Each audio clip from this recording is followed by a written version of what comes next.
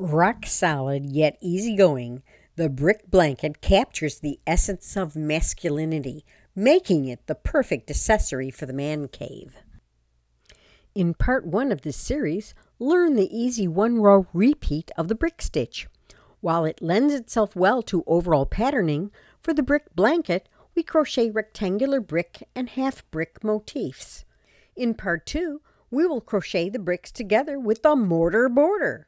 The companion pattern includes 2 sizes and is available by following the link in the description below. So let's make bricks. We're going to leave about 8 inches of yarn and form a slip knot.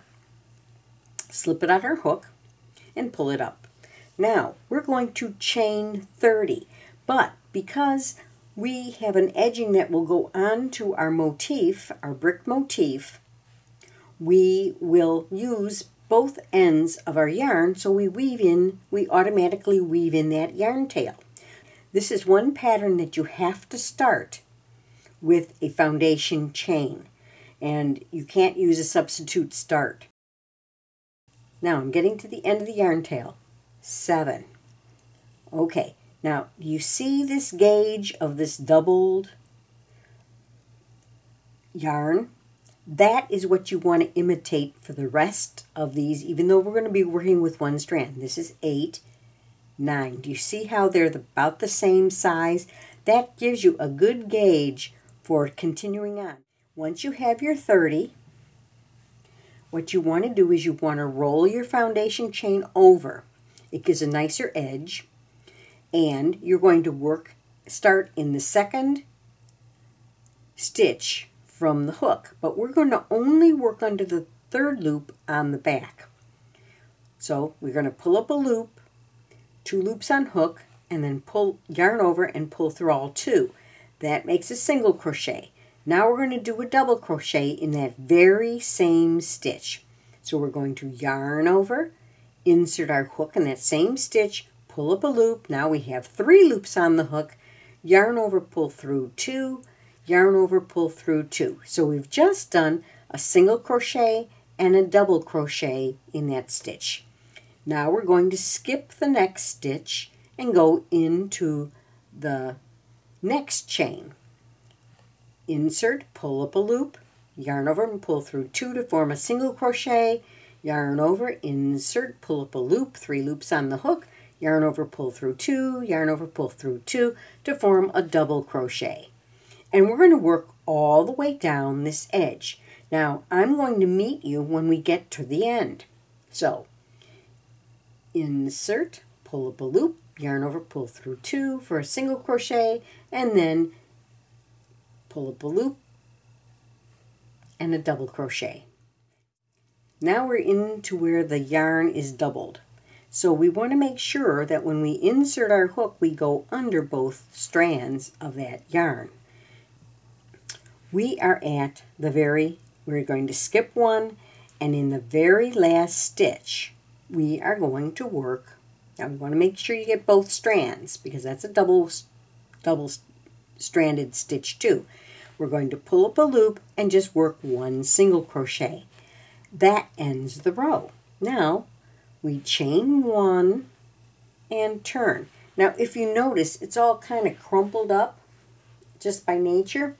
This is where you stretch it out. And now you can see how nice and even that is. If it's still pulling in, it's because this chain is too tight. If this is too tight, this pattern will not work.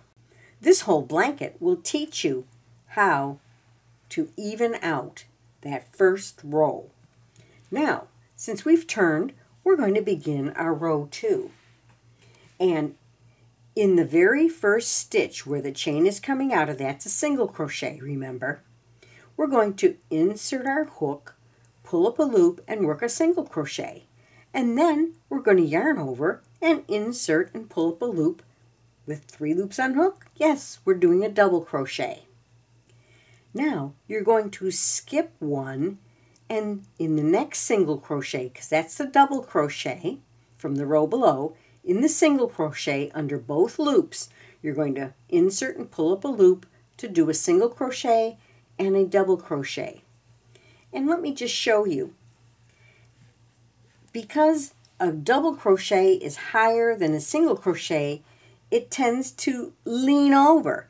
And what it's leaning over is on the first row, it's leaning over that skip stitch, that chain 1 skip stitch.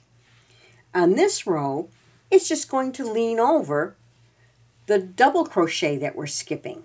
So we're skipping the double crochet and going right into the single crochet and working a single crochet and then a double crochet. And so on the first row, well, I should say on this row, our stitches are leaning to the left because it's always going to lean toward the double crochet. On the first row, they're leaning toward the right because when we were working it, they were leaning toward the left. But when we turned it, now they lean this way. So they'll alternate and create this beautiful texture on this pattern. We have just worked a single crochet and a double crochet in this particular single crochet.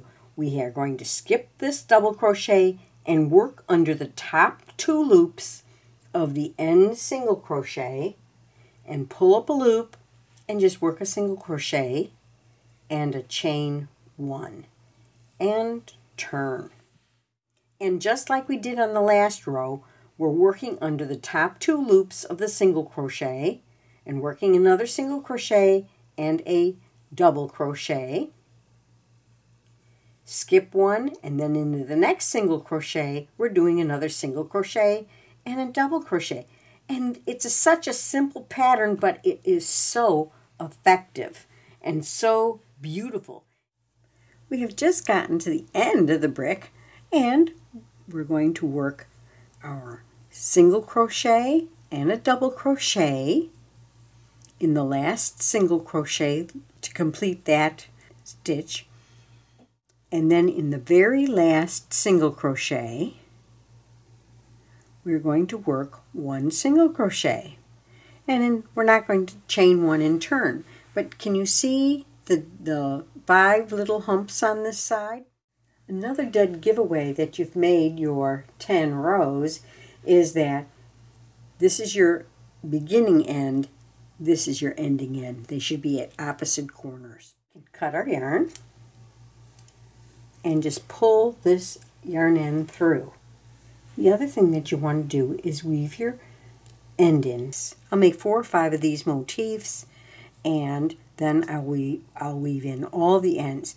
Now this one can just be woven in right along the top edge because once again we're going to be putting the mortar border on it, so this part will be buried.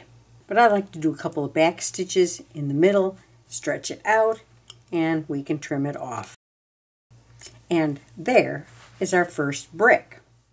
The only difference between a half brick and a whole brick is that you have less stitches along the base. This one has 30 chains, this one has 14 chains.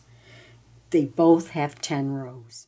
Once you have a stack of bricks, you'll be ready to cement them together with the mortar border.